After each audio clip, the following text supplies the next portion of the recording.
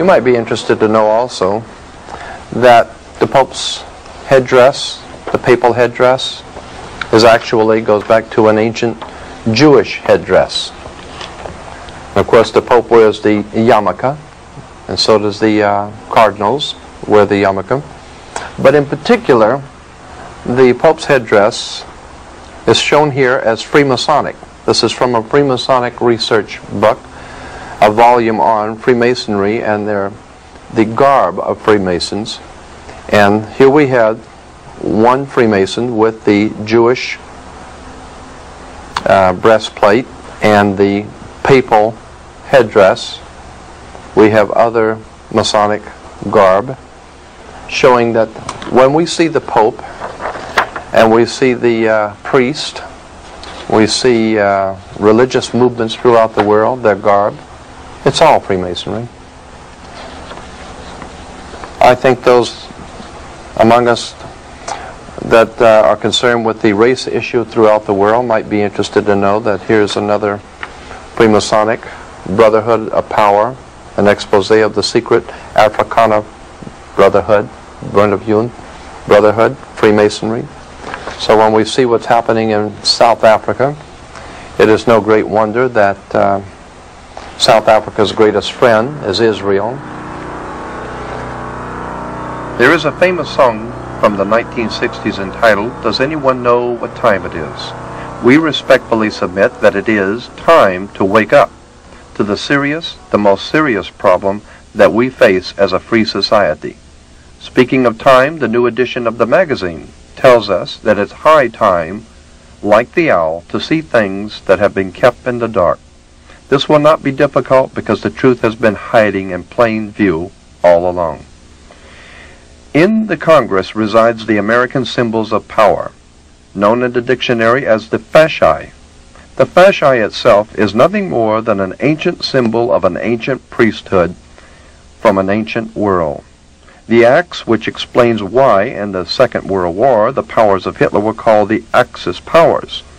The fasci was used by the priesthood of the axe in the ancient world, and by Adolf Hitler, by General Franco, Mussolini, and many other underworld fascist movements and mafia-style organizations, commonly understood to be called the Untouchables.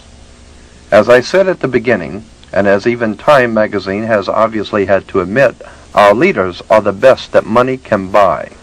They've sold you out to a hidden agenda a long time ago. Now you have just seen the faint outline.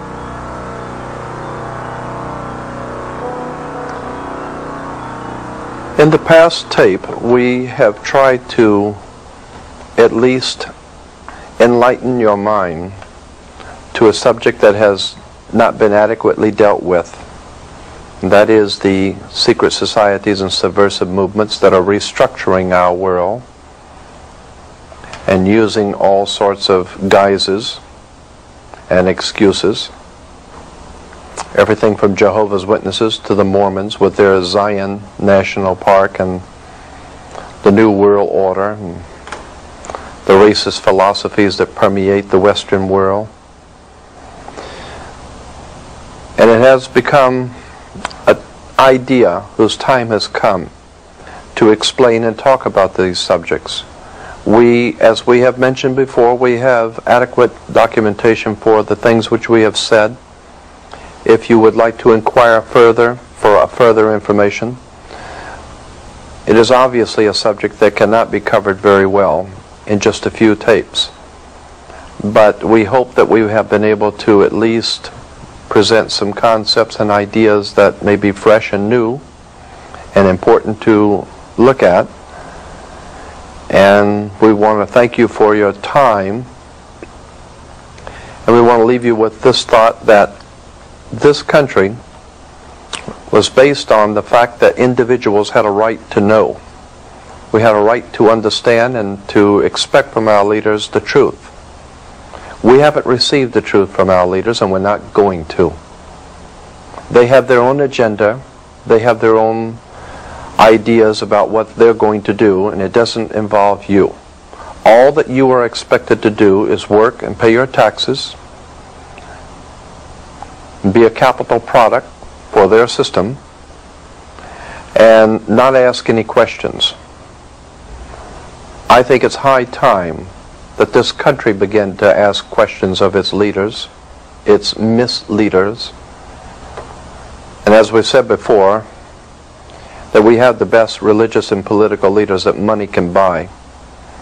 I think it's time that we begin to look at these subjects very deeply, and if you want help on any particular facet that we've talked about, or if you want more information generally on these subjects, we will be happy to provide you with all of that information.